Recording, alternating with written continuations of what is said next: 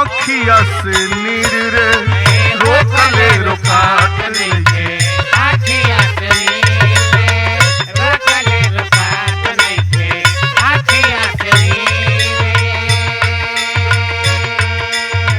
लागता कि बेधता देहिया में पीर रे लागता कि बेधता है देहिया में पीर रे लागता कि बेधता है देहिया में पीर रोकले रोकात नइखे आँखिया से नीर रे लागता कि बेधता देहिया में पीर रे तहाले कवनो तू बैठ के बोला दे माई रे हाले कवनो तू बैठ के बोला दे माई रे बिना जान के जियल नहीं जाई हमके सुइया जहर के लगवा दे माई रे बिना जान के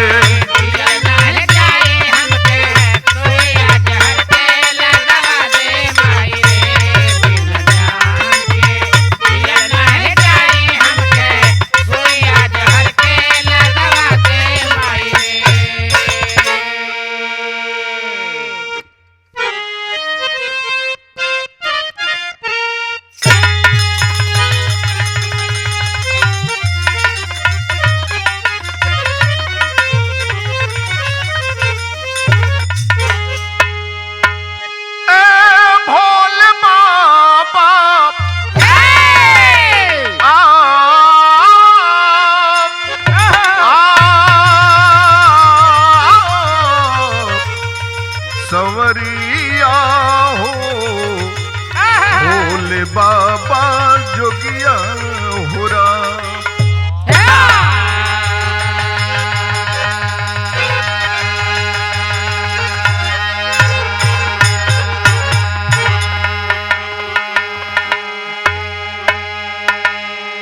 अच्छा बाबूजी हम गायक शिवशंकर यादव शुभम रत्सन बलिया आज जवाहर फिल्म्स की ओर से यह हृदय विदारक घटना आप लोगों के बीच में मैं भेज रहा हूं। यही विश्वास है कि आप लोग इसे जरूर पसंद करेंगे। टेढ़ुआ बाबा की कृपा से कवि राम प्रसाद यादव की कलम सिसकती हुई भूमिका की ओर संकेत कर रही है। कैसे मास्टर?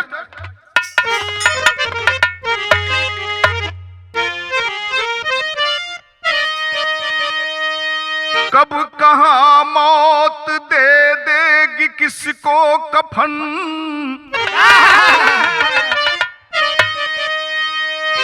जिंदगी डरती है मौत के मंजर से, किस जगह मौत होगी पता ही नहीं,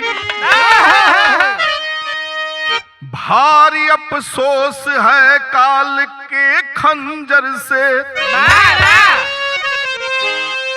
लाख अरमान लेकर जो बेटी चली,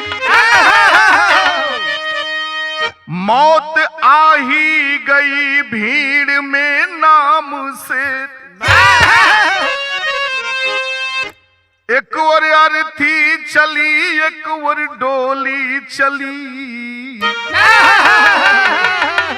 गाजीपुर में आसुले महार धाम से।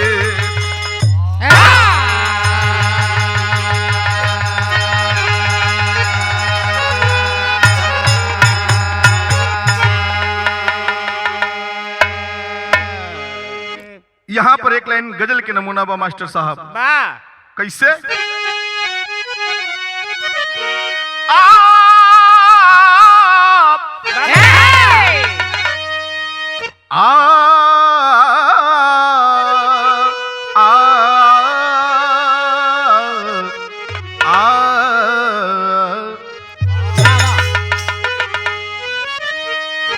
चले जाएंगे हम,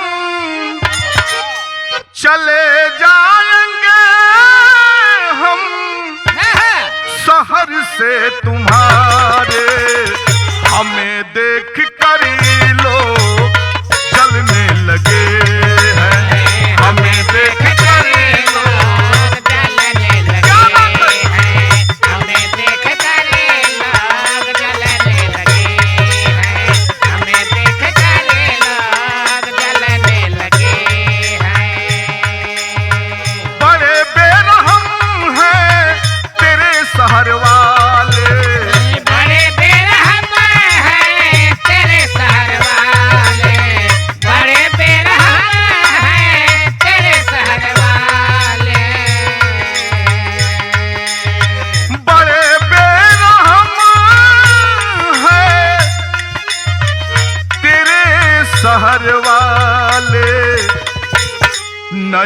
से नई चाल चलने लगे हैं, नई से नई चाल। चलने लगे हैं, नई से नई चाल चलने लगे हैं, नई से नई चाल चलने लगे हैं।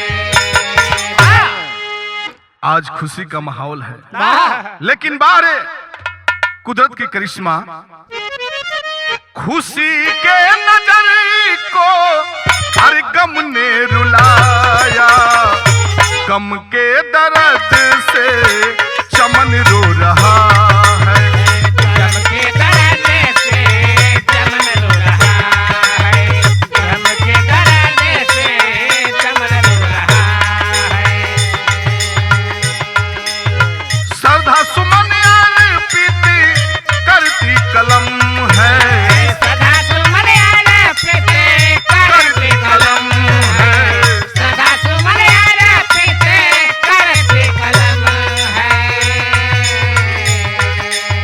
श्रद्धा सुमन अर्पित करती कलम है, अर्थी के ऊपर कफन रो रहा है, अर्थी के ऊपर कफन रो रहा है, अर्थी के ऊपर कफन रो रहा है, अर्थी के ऊपर कफन रो रहा है। ए भैया कहानी कहाँ के है, वाह! शायर के माध्यम से बतावे के पड़ल।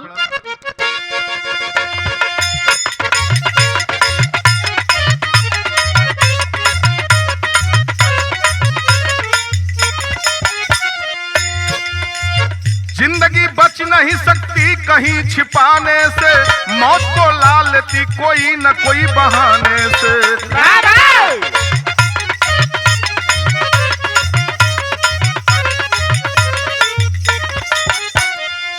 समय के चक्र में घटना अजीब होता है, कभी कफन भी तो नसीब नहीं होता है।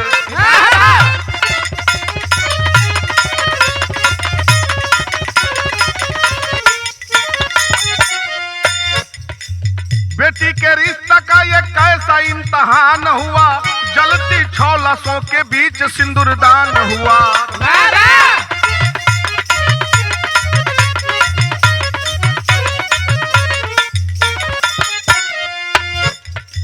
जनपद मऊ में तो थाना रानीपुर सही, ग्राम खिरिया इसी थाना में मशहूर सही।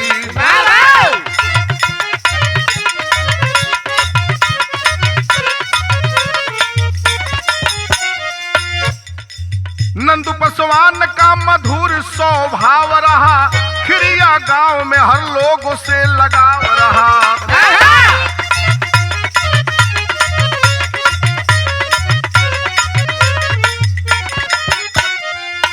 बेटी खुशबू घर आंगन में सयान हुई, चीता नंदू पसवान को महान हुई।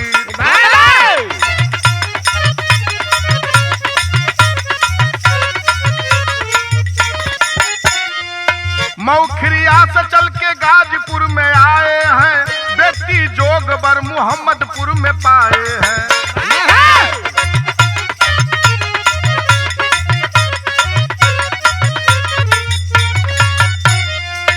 किसी बात से जरा भी नहीं भय किए, तेज बहादुर से बेटी का रिश्ता तय किए।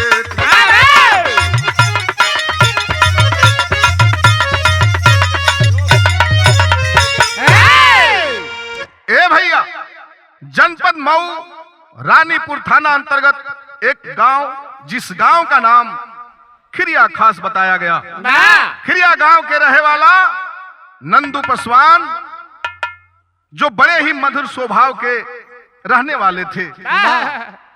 नंदू पसवान की एक बेटी, जिस बेटी का नाम बड़े ही प्यार से खुशबू रखे थे बाबूजी। धीरे धीरे बिटिया सयान हुई है, चिंता सतावे लगल माई बाबू के। लड़का की तलाश में इसी गाजीपुर में मोहम्मदपुर गांव है, उसी गांव में जाकर के तेज बहादुर के साथ शादी को तय कर देते हैं बाबूजी। वर वधू पक्ष में दोनों में तय हुआ, यह शादी हम लोग एक मंदिर पर करेंगे। उस समय नतीजा निकल का एक लाइन है तर्ज में मास्टर साहब।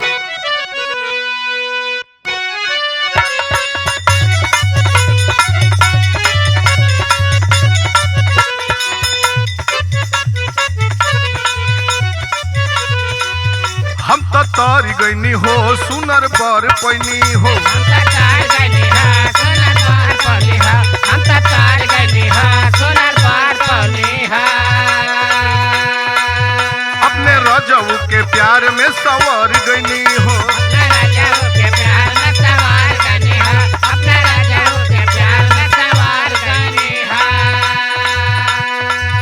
एक खुशी रही नगवर सखी पियवा दुलारे, आए हाय रे सखी पियवा दुलारे। हाय हाय रे सखी पियवा दुलारे, हाय हाय रे सखी पियवा दुलारे।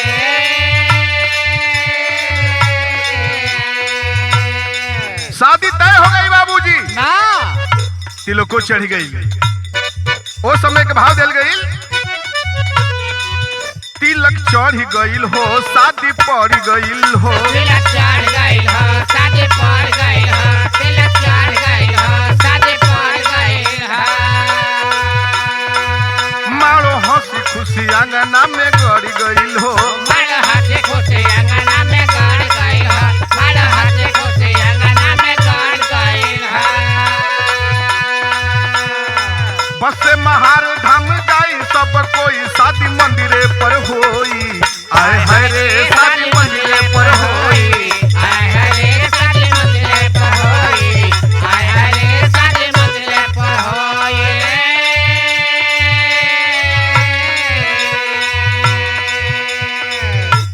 ए भैया शादी महाधाम मंदिर पर तय हो गई, उसी मंदिर पर हम लोग शादी करेंगे।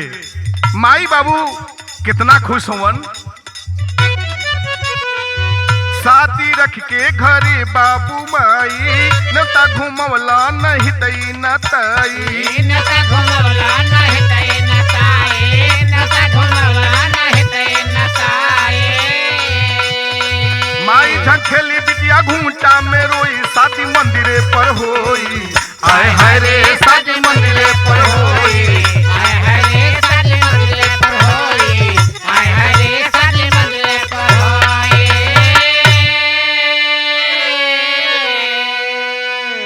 ए भैया वाह नंदू पसवान हितई नतई काट बाटत हवन, सबके बतावत हवन 11 मार्च के दिन में ही बिटिया के शादी महारे धाम पर रखले हमी। रउआ सबके आवे के बा, हमरा बिटिया का आशीर्वाद देवे के बा। एवर खुशबू बिटिया भी सपना सजा के रखले बिया, लेकिन बाबूजी के सपना एगो अलग बा। ए भैया वाह एक लाइन हेते लगल मास्टर साहब।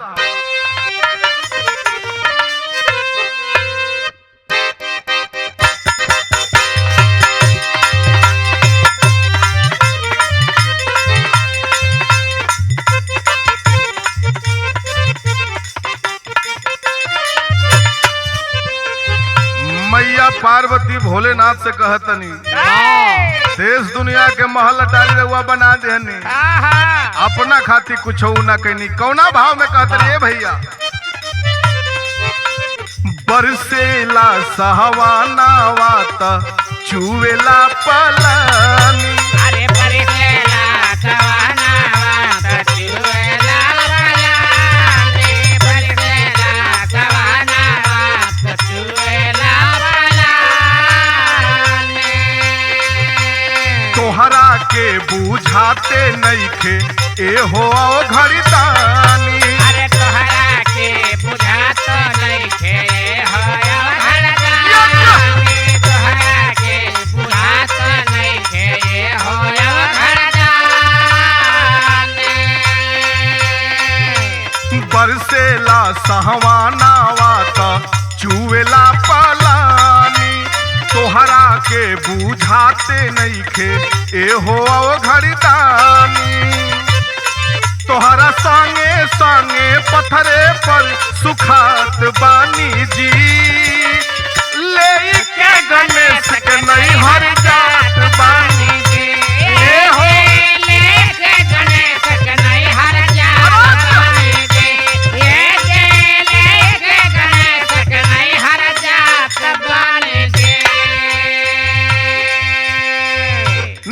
पासवान कौन सपना सजौले होने ये भैया। नंदू पासवान मन में सजौले सपनवा। अरे नंदू पासवान मन में सजवले सपनवा। नंद पासवान मन में सजवले सपनवा। खुशबू को महारे धाम में करब कन्यादानवा। अरे खुशबू का महारे धाम में करब कन्यादानवा। खुशबू का महारे धाम में करब कन्यादानवा। सबके देब वही जे चल के भोज भात ए बाबू। हर लेके चल ले बिटिया का बारात ए बाबू। ए हो लेके चल ले बिटिया का बारात ए बाबू। ए हो लेके चल ले बिटिया का बारात ए बाबू। मन में सपना सजौले हुवन जितना हित नात बा संगी साथ बा सबके वही जब भोज भात कराई। आखिर बाबूजी वो तारीख कौन बा? खुशबू के 11 मार्च शादी का दीनावा। अरे खुशबू का 11 मार्च शादी का दीनावा। खुशबू का 11 मार्च शादी का दीनावा। बसिया में चढ़ी गईली बांध के कंगनवा। अरे बसिया में चढ़ गईली बांध के कंगनवा। बसिया में चढ़ गईली बांध के कंगनवा। हित मित नंदू के बैठले पड़ोसिया। अरे हिता मिता नंदू के बैठले पड़ोसिया। हिता मिता नंदू के बैठले पड़ोसिया। 10 बजे दिनावा में खुल गईली बसिया। अरे 10 बजे दिनावा में खुल गईली बसिया। 10 बजे दिनावा में खुल गईली बसिया। गाजीपुर में महाहर धाम दिखियात ए बाबू। लेके चल ले बिटिया का बारात ए बाबू। ए हो लेके चल बिटिया का बारात ए बाबू। ए हो लेके चल बिटिया का बारात ए बाबू। ए भैया 11 मार्च को नंदू पासवान सन 2024 अपनी बेटी और पत्नी सहित अपने रिश्तेदारों को लेकर के बाबूजी बस में सवार होते हैं। मऊ खिरिया गांव से रवाना भइलन महारे धाम के लिए। जिस बस में बताया जाता है बाबूजी लगभग 60 बाराती सवार थे। बस चलते चलते महारे धाम मेन गेट पर जब पहुंचती है बाबूजी बड़ी संख्या में जाम लगा हुआ था। प्रशासन के लोग बस को रोक देते हैं, कहते हैं कि इधर बस नहीं जाएगी, तुमको जाना है तो बाईपास रोड से होकर के चले जाओ। आखिर बाबूजी बस का ड्राइवर गाड़ी को घुमाने लगता है। गाड़ी घुमाते वक्त बस के आधा बाराती वहीं पर उतर जाते हैं, क्योंकि मात्र 500 मीटर दूर ही महारे धाम था, जिस मंदिर पर खुशबू बिटिया की शादी होने वाली थी। वह खुशबू और उसकी मां और तमाम रिश्तेदार कुछ लोग बैठ करके उसी बस में चल देते हैं बाईपास रोड से। बाबूजी धीरे धीरे बस आगे की ओर बढ़ी है। जब आगे की ओर बढ़ल ओ समय भैया होने को कौन टाल सकता। आखिर बाबूजी नतीजा निकलल का एक लाइन है तर्जबा।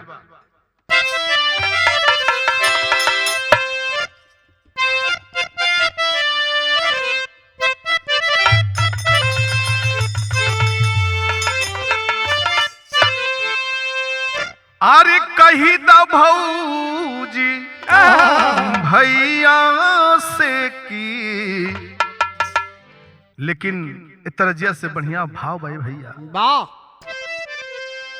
प्रशासन मुदैया बनल, आर प्रशासन मुदैया बनल, गरवा के फसरिया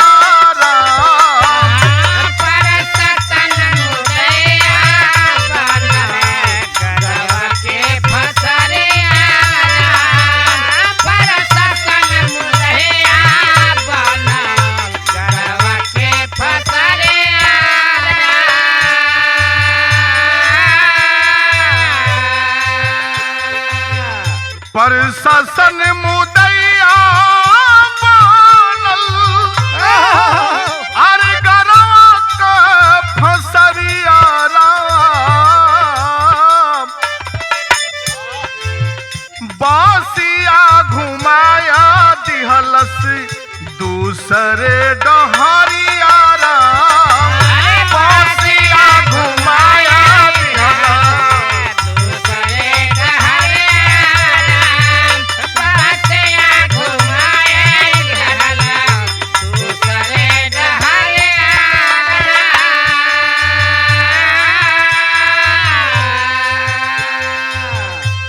ड्राइवर दूसरी रास्ता से लेकर के जा रहा है बस को। रास्ते में हाई टेंशन तार दिखाई देता है बाबूजी। शंका होता है ड्राइवर को, हो सकता है यह तार हमारे बस में टच कर जाएगी। खलासी को बोलता है जाओ थोड़ा देखो हम लोगों की बस क्रॉस कर जाएगी या नहीं। बसिया घुमा के ड्राइवर खलासी जब आई, बसिया घुमा के ड्राइवर खलासी जब आई, बसिया घुमा के ड्राइवर खलासी जब आई, काल वो ही रहल भूखाई, कालवा हे रहल भूखाई, कालवा हे रहल भूखाई। 500 मीटर दूर रहल, 500 मीटर दूर रहल, वहां से मंदिरिया अरे 500 मीटर दूर रहल, वहाँ से मंदिरिया, 500 मीटर दूर रहल, वहाँ से मंदिरिया।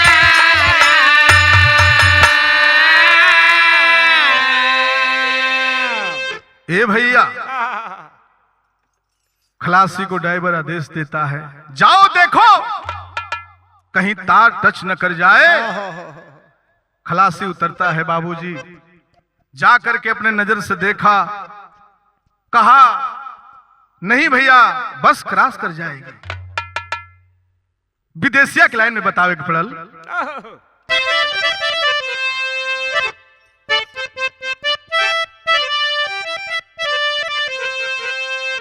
मंदिर पर बारात लेके अरे अपन हित नाता लेके तेज बहादुर आई गईल बान्ही के माउरिया, कच्ची रोड पर बस गईली, अरे गड़हा में फंसी गईली, खुशबू के करमावा में लगली लावरिया, बाबू धुमिल मने भइल आ नहीं परिछन भइल,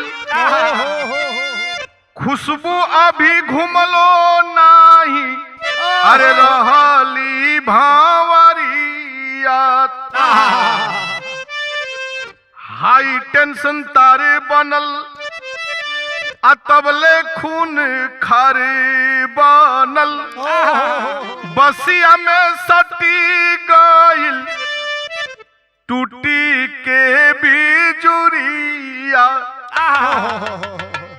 ए भैया उधर तेज बहादुर बेटा पक्ष वाला लोग बारात लेके मंदिर पे इंतजार करत बा। एहवर जैसे ही ड्राइवर बस को आगे बढ़ाता है बाबूजी, वो हाई टेंशन तार जाकर के जब बस में टकराती है बाबूजी, आग लग जाता है। आग लगता है, हाहाकार मच गया, भगदड़ मच गया। लोग जान बचाने की तैयारी में लगे हुए हैं। आखिर बाबूजी बस में आग लगती है, दूर दराज से लोग देखते हैं, हिम्मत नहीं काम कर रही है। लोगों के आंखों के सामने लोग जल रहे हैं, लेकिन कोई सहारा नहीं मिल रहा है बाबूजी। आखिर नतीजा निकलल का, एक लाइन है तजबा मास्टर साहब।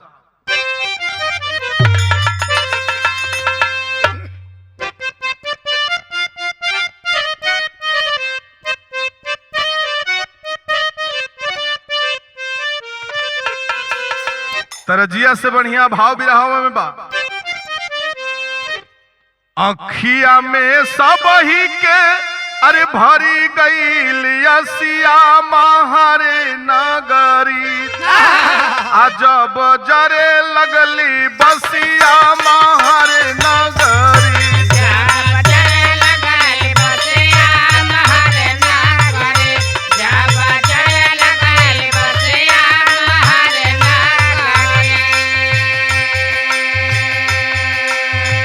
बस में बैठे हुए लोग रो रहे हैं और रोते हुए मालिक को याद कर रहे हैं। क्या कह रहे हैं? बसिया में करे ले बराती रुदानवा,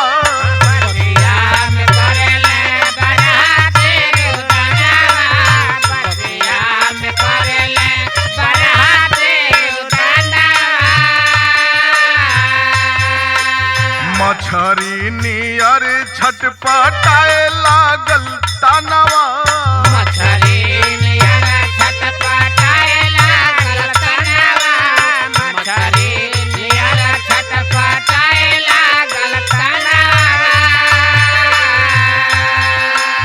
जिंदा बिन का फनावा के बरी गई लसिया महारे नगरी, जब जरे लगली लसिया महारे नगरी, जब जरे लगली लसिया महारे नगरी, जब जरे लगली लसिया महारे नगरी।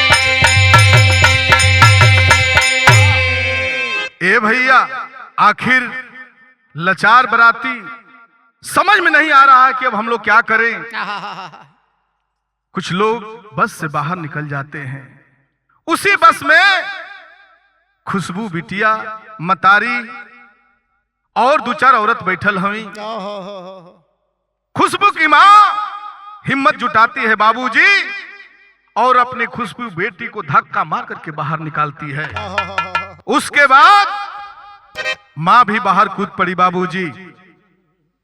आंखों के सामने ड्राइवर जो अपनी सीट पर बैठा था, गाड़ी को चला रहा था, बैठे बैठे जल गया बाबूजी। उसी बस में प्रमाण मिलता है एक सुनीता नाम की औरत थी, जिसके गोद में 6 महीने की लड़की थी। गोद में लेकर के तरस खा रही है कि हे मालिक अब मैं करूं तो क्या करूं, कुछ समझ में नहीं आ रहा है। हिम्मत जुटाती है। कहा जाता है नारी वो ऐसी चीज है, समय आने पर काल का रूप भी धारण करती है, दुर्गा का भी रूप धारण करती है। बाहर सुनीता हिम्मत जुटा करके 6 माह की लड़की को शीशे से बाहर गेहूं के खेत में फेंक देती है और फिर अपने हिम्मत जुटा करके और बस से बाहर कूद पड़ी बाबूजी। जो बच गए बस में चल करके लोग राख हो गए, हाहाकार मच गया। लोग फोन करते हैं विद्युत विभाग में, लाइन कटी, प्रशासन के लोग पहुंचते हैं। पहुंचने के बाद कोई बाल्टी से पानी, कोई पंपी सेट चालू कर रहा है, तरह तरह से अपना सहयोग करके आग बुझाने का प्रयास करते हैं। कोई फायदा नहीं, बस तो जल चुकी थी बाबूजी, मरने वाले मर चुके थे। आनन फानन में प्रशासन के लोग मरे हुए को पोस्टमार्टम करने के लिए भेजते हैं और घायल लोगों को हॉस्पिटल में भर्ती करवाते हैं। एक लाइन है तर्जबा।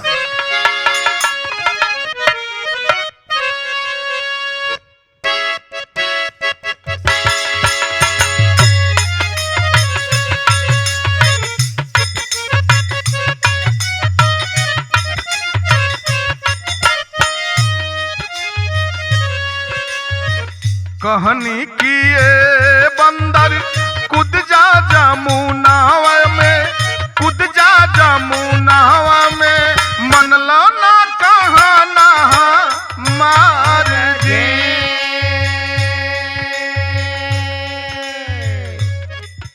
लेकिन वो समय नतीजा निकलल का,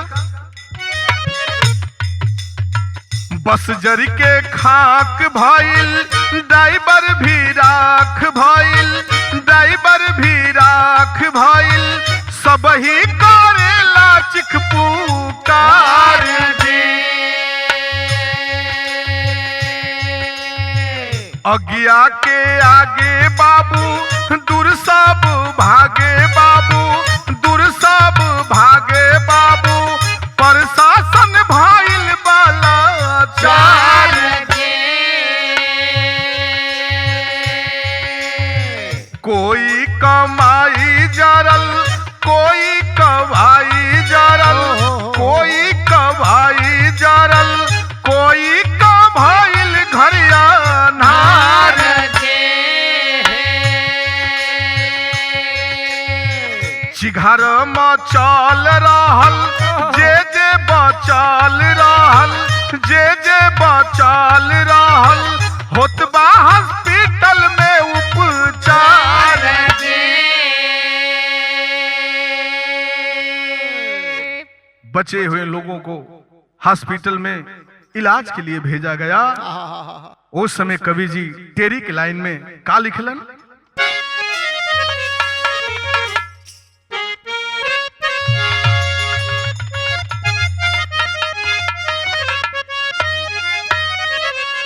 लोग कहेला पन्नालाल भैया, बिना पंडित जी से पतरा देखौले जतरा ना बने। बाहरे पंडित जी, हो कैसन पतरा देखा तारा, हाँ कि खतरा हो गई। कहना है, अरे लगनिया कैसन पंडित जी धैलन, अरे लगनिया कैसन पंडित हो, अरे लगनिया कैसन पंडित जी धैलन, बस में करे बराती मौत से बाजनिया। खुशबू की माँ खुशबू बच गई, अरे खुशबू की माँ खुशबू बच गई, आंसू दिया कलेश, 6 लोग जल गए आग से, घायल हो गए शेष। आखिर बाबूजी सूचना पा करके बराती वाले भी मौके पर पहुंचते हैं। खुशबू के आंखों में आंसू है। सभी लोगों के बीच में खुशबू माई के पैरवा पकड़ के एक बात कहलस। का कहलस?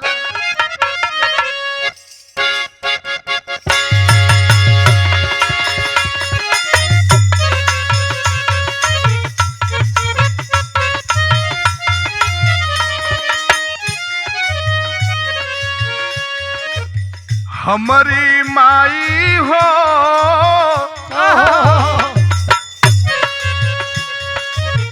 हमारी माई हो, काहे न दिहालू जनमत जहर पियाय।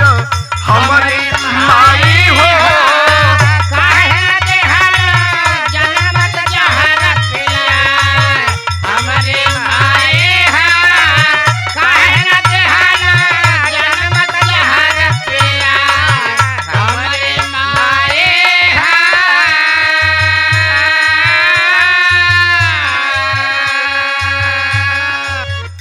चुनरी पहिरी के भंवर न घुमनी कैसन यस गुण देखाइल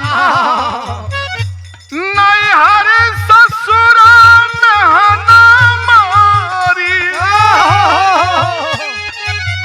नैहर ससुर नहना मारी खाक बराती आइल कि हमारी माई हो कि हमारी माई हो सपना सजावल गइल मोर लुटाया हमारी माई हो सपना सजावल गइल हमार लुटाए हमरे माई है सपना सजावल गइल हमार लुटाए हमरे माई है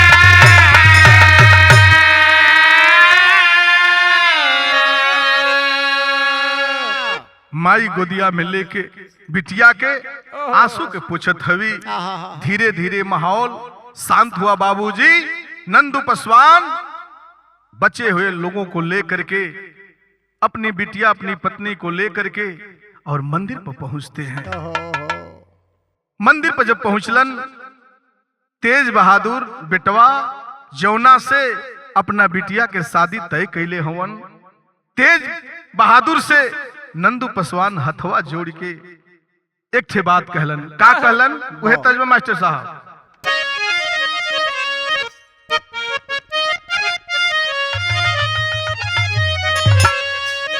अरे हमारे बलमू अरे हमारे बलमू रात काहे न अइलत। लेकिन नंदू पासवान हथवा जोड़ के का कहतरन। अरे बताव बचवा अरे बताव बचवा मंगिया भरबा कि नाही बताव बचवा मंगिया भरबा कि नाही बताव बचवा मंगिया भरबा कि नाही बिटिया के हमरा उबरबा कि नाही बताव बचवा मंगिया भरबा कि नाही बताव बचवा मंगिया भरबा कि नाही बताव बचवा मंगिया भरबा कि नाही नंदू पासवान कहत हवन घटना से भारी सब ही के अफसोस बा। घटना से भारी सब है कया अफसोस बा घटना से भारी सब है कया अफसोस बा बिटिया के हमरो बतावा का दोष बा। बिटिया के हमारो बतावा का दोष बा बिटिया के हमारे बतावा का दोष बा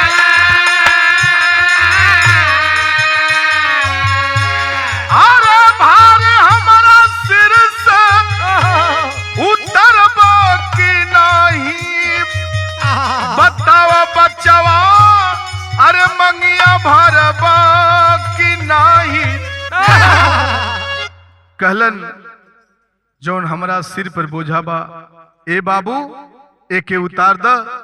आखिर बाबूजी यह पिता की बात सुन करके सबके आंखों से आंसू बहने लगे। बाबूजी तेज बहादुर पहपट के लाइन ने का कैलन।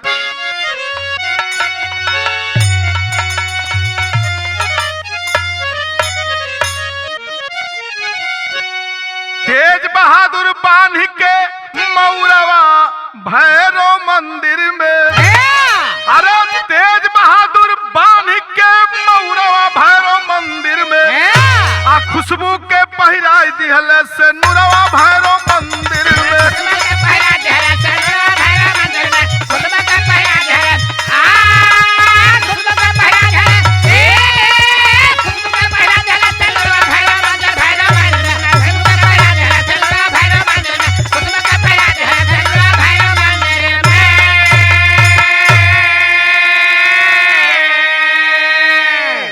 उजड़ गईल घर फटे करेजा अरे मन में शोक समाइल हो आ जलती बस के बीच में मंगिया खुशबू के भराइल हो डाल के डोलिया के ऊपर वो हरवा भैरव मंदिर में आ खुशबू के पहिरा दियल से नूरवा भैरव मंदिर में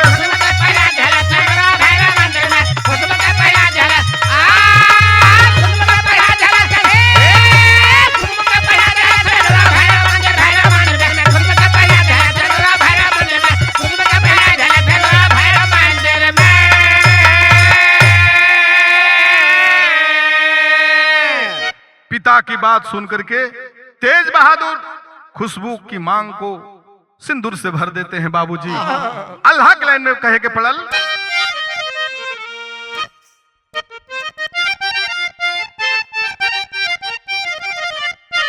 अरे गाय के समान होला माई कही अरवा भैया, आखिया में आस जकर आचरा में प्यार,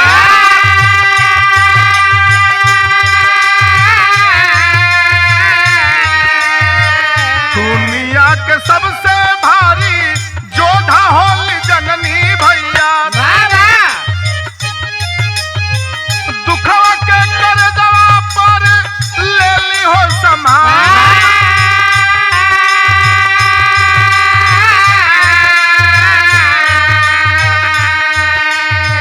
खुशबू बैठल रहली ओही बसिया में भैया, मानवा में सजौली सपना हजार,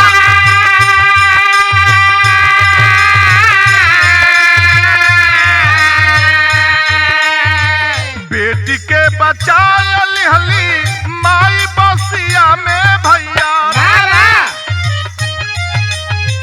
काल चंदाल से भी कई के टकरा,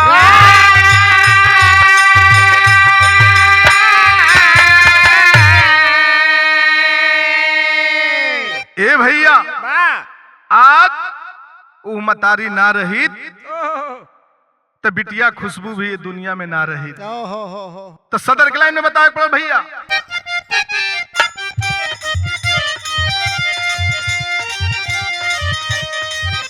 हम बनल सुहागिन खुशबू ओढ़ी के चुनरिया,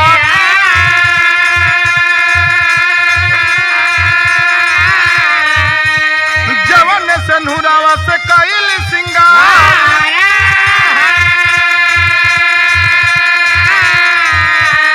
ओही से नूरा से सजल मंगिया ये बाबू,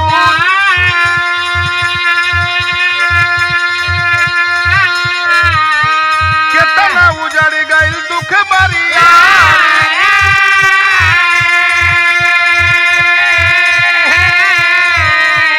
कोई शमशान गइल ओढ़ी के कफना,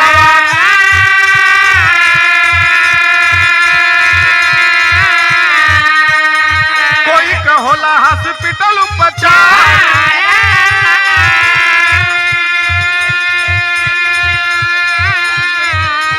नंदू पसवान विदा कैले बिटिया के कैसो कैसो डोलिया में डाल के वो हार बाबू,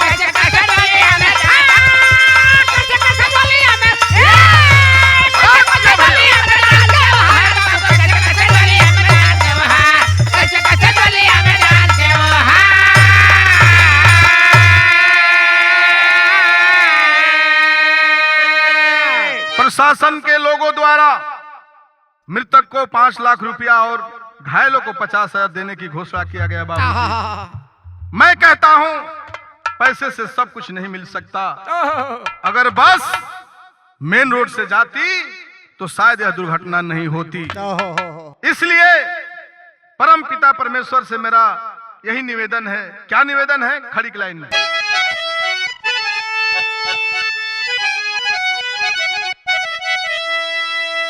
कोई का बिटिया के कर्म ऐसा नाता ना मिले, तो इतना निर्मम सजैया अब विधाता ना मिले,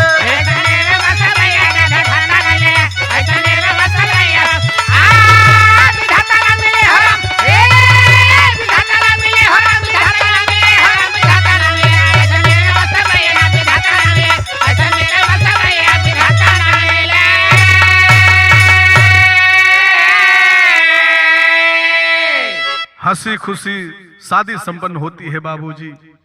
त घायल जे भइल बा ओकर पोछ दी हसिया, आया तमा के शांति दी टूटल जेकर ससिया।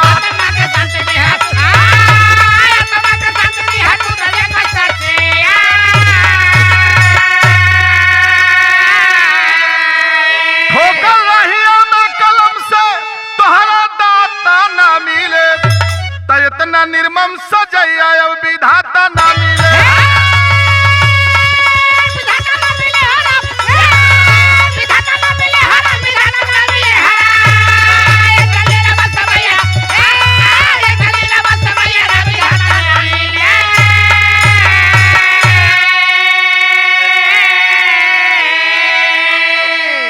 जय जखार स्वामी गुरु जद्दू की लहरे फुलवारी, कथन करे कवि राम प्रसाद अरमिताद बिहारी।